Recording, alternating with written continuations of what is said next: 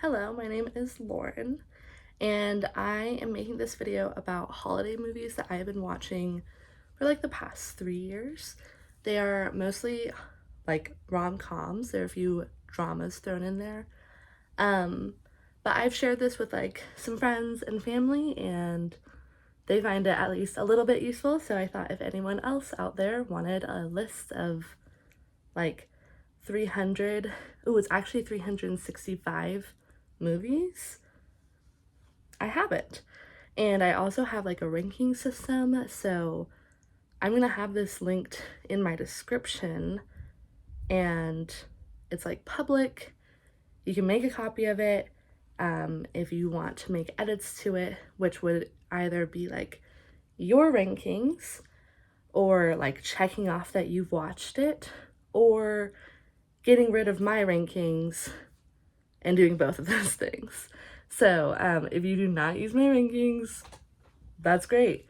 Use your own, and then you will know what is worth like rewatching in the future. That's why I made this one, to both keep track, because like if I'm putting on Christmas movies in the background and watching them like, like 70% of the way, I'm not gonna remember like every single detail or remember which ones I've even seen. So having this list, putting little check marks, putting the rankings when I have actually paid attention enough to know whether I liked it or not, has helped me not rewatch ones that I didn't like, which is, or rewatch ones that I did like. These are across a bunch of different streaming services. I do not have it listed which streaming services. I'm sorry. It like changes year to year too, like which streaming service gets what, or like Netflix has a bunch from Hallmark right now that are only going to be on there right now but might be on Peacock later or something like that. There might be a couple repeats just because I like didn't read all 365 when I finished compiling it this year, but there are also a couple that are repeated because there are multiple movies with that name. So I'm sure if you look it up, you'll be able to figure out which is which. So now I'll go into how I use this spreadsheet and how you can use this spreadsheet. I have the list of all the movies. On my personal version, I have like a column for adding check marks if I've seen it, which you could add if you made a copy of this. And then I have like the 5 categories I rank things and a total ranking. And the 5 categories are holiday vibes, believability, writing, acting, and tolerance. Holiday vibes, pretty self-explanatory. For me, I want it to be pretty holiday heavy. I've watched some that are just another rom-com that like mentions Christmas like a couple times. I want like pretty strong holiday vibes, but of course you can rank them how you want, or maybe you don't care about holiday vibes and you're just, although this is a holiday movies list, so I have to assume you care a little bit. Believability. This is not so much like, oh, there's magic in it. 0. Like, if the magic is part of the movie, it's part of the movie. I believe it. If they're like big plot holes or things that, I don't know, that people just don't do, like, sometimes you like read a book or you watch a movie. Like an example I can think of right now is I like was half watching Our Little Secret, which is the new Lindsay Lohan and Cord Overstreet. No, not Cord Overstreet. That was the old one. I don't know his name, Ezra from Pretty Little Liars. It was their movie, and they lie about not knowing each other. Their exes, they don't just lie that they're not exes and that they know each other some other way. They lie that they have never known each other, even though they've known each other since childhood. But it's like, why wouldn't you just do like a small lie instead of a giant lie? So like that brings down the believability to me. That one's like a little esoteric. Writing and acting are kind of like coincide, but like I think there's definitely times where you can tell like you're not enjoying a scene, but it's not the words they're saying, it's how they're saying it, and that would kind of ding the acting. Sometimes, though, an actor is really convincing, even though the words they're saying are like wild and you feel it's wrong for the moment, wrong for the movie, wrong for the character. So that would ding the writing. Last one, tolerance. Maybe the writing's not the greatest, maybe the acting's not the greatest, but it's believable, the holiday vibes are there, and it's a fun time. Tolerance is high. That one's just totally like a gut feeling, like, could I sit here and watch this again? So that one's really like your gut rating. And then I average those all together, you know, add them up, divide them by 5, and that's my total rating. It is very difficult for me to rate things like 5 stars, so I have none. I do have 1, 2, 3, 4. I have 8 4.8 stars. And because I'm not doing like 4.5 stars or 3.5 stars, a 4.8 is the highest that the rating could be without being a 5. You could also just like rate these 1 through 5 on your own, but because I have a hard time rating things, breaking it down into like smaller chunks and then averaging that for a total rating works a little bit better for me. I thought it could be a fun exercise to go through my top 6, I guess, and just like list them so that it would kind of give you an idea of whether our tastes are compatible and whether you would like the same ones that I like, and then maybe my ratings would be valuable for you.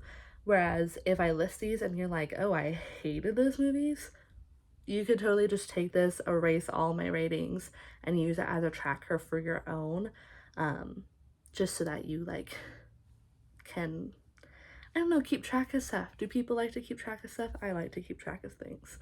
Maybe I'll do like my top 10 just to like round it out. I have rated, according to this, I rated 144 of these. Most of those I've watched in 2022 and 2023. I'd say like 140 I watched in those 2 years, so I was watching like 70 a year. I probably got through like 80 to 100 in 2022 and less so in 2023. You know, you could aspire to do that if you really want to. And these movies, they're not 2-hour-long movies. Sometimes they're not even 90-minute movies. Okay, I guess technically this isn't like my top 10 because if I'm including any 4.6, I could include all 4.6s. Take this as you will. These are the last 10. The 2 4.6s are Love Hard and The Night Before Christmas. Love Hard has Nina Dobrev in it. I will tell you who is in it. Not much else. That one's a fake dating one. Nina Dobrev and Jimmy O. Yang are the love interests. And I like it. I think it's good. Then The Night Before Christmas, the night as in the KNIGHT before Christmas, that has Vanessa Hudgens. I know that off the top of my head, of course. She's Netflix Christmas movie queen. And Josh Whitehouse. I've never seen him in anything else, I don't think. It's like silly, it's fun, and I think it's cute. Next, we're hitting the 4.8s now. There is 1,000 Miles from Christmas. To my knowledge, this is a Spanish language only film, or if it is dubbed in English, I personally haven't watched that version because I wanted to practice my Spanish. So I watched it in Spanish with English subtitles. I think it's really fun. Like, this might be one of, like, I have 8 4.8s, right? But like, this might be my actual favorite Christmas rom-com. And it has Tamar Novas and Andrea Ros. And it's kind of like grumpy sunshine-ish, where this guy learns to be less of a grump and gets over his like personal Christmas trauma to help out a town in need. Okay, A Castle for Christmas. I don't even need to look this one up. Brooke Shields, Carrie Elwes, set in Scotland, forced proximity. Brooke Shields is trying to buy Carrie Elwes's castle. Hijinks ensue. There's lots of knitting. There's dealing with like grief and resentment and finding love. I like it. And I like them. Okay, Christmas with You is the Freddie Prinze Jr. and Amy Garcia vehicle. And Amy Garcia is like a pop star who somehow gets involved in, I think, Freddie Prinze Jr.'s daughters, because he's like a single dad, possibly a widow, like her dance performance or something like that. I didn't rewatch it last year, but I probably will this year. But Freddie Prinze Jr. always has a place in my heart since he played Freddie in Scooby-Doo. I'm a big Scooby-Doo fan right here, big time.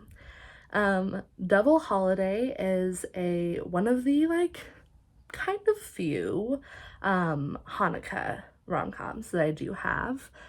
This is not for lack of trying. There just aren't a ton out there on the streaming services I have.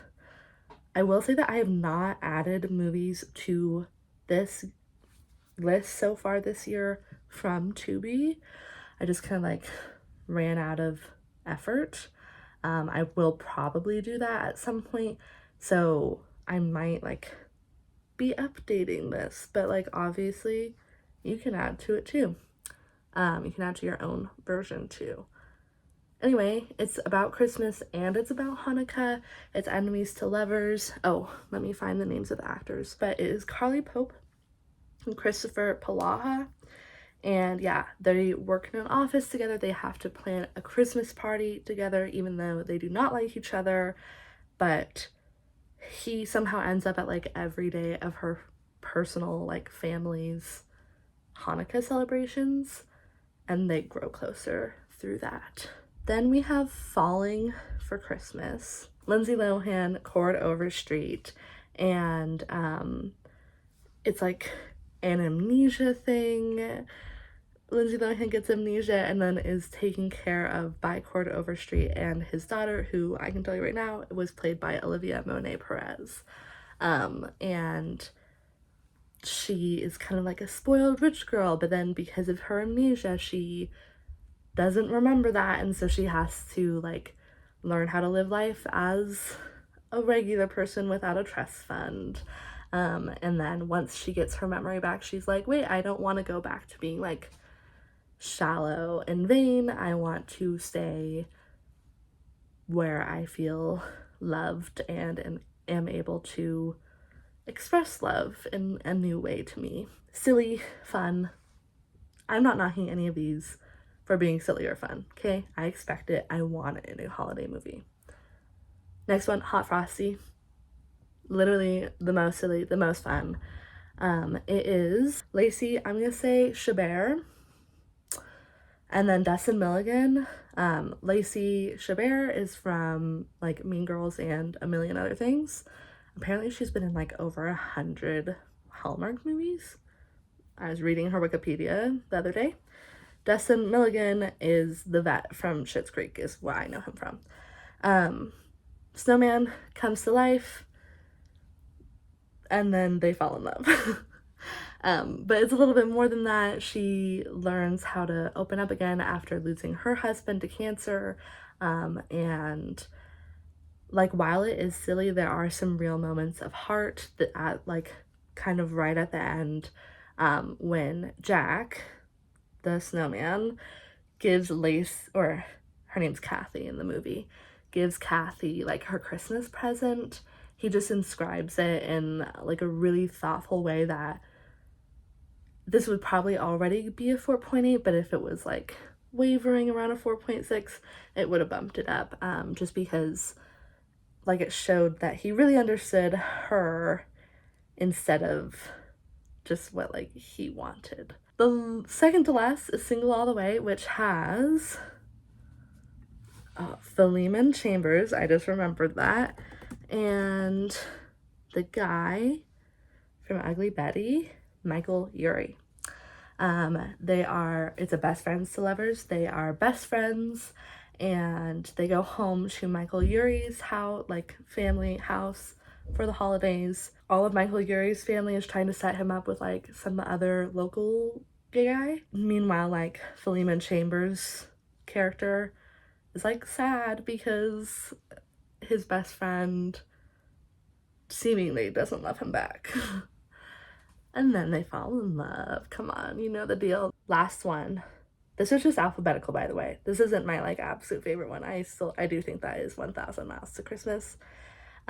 Is Your Christmas or Mine, and it is Asa Butterfield and Cora Kirk. There's like a little twist in it that does happen right at the beginning, and I'm sure it's even like advertised this way, but I didn't know it going in, so if you don't know it, I'm not going to spoil it for you, but just know that while I would say it is a Christmas rom-com, there is less romance in it than most of the rest on this list. It's funny, it's sentimental, there's character development.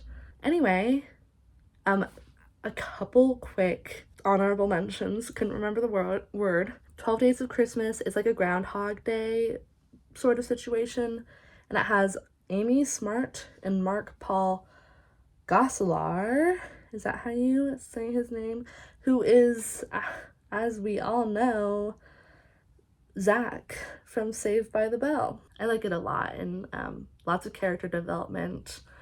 I don't know, I like Groundhog Day sort of situations.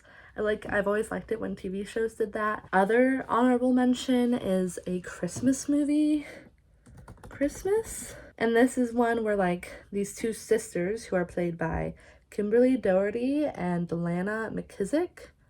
I so hope I'm saying their names correctly. They go to sleep and then they wake up and they're in a Christmas movie. And so like all the different tropes are happening, and they meet Brant Doherty, which guess what? Yes, Kimberly and Brant are married, and Ryan Merriman, and they're their love interests. And then they're like, oh wait, but they're in a movie, so like we can't even be happy with them, but guess what? They are happy. Also, it's like wild to me that the two dudes are like both from Pretty Little Liars. My thing's happening. I hope you enjoy this list and it is useful for you, and that you're having a great holiday season. And yeah, wish me luck editing this. I hope it is enjoyable to watch for you.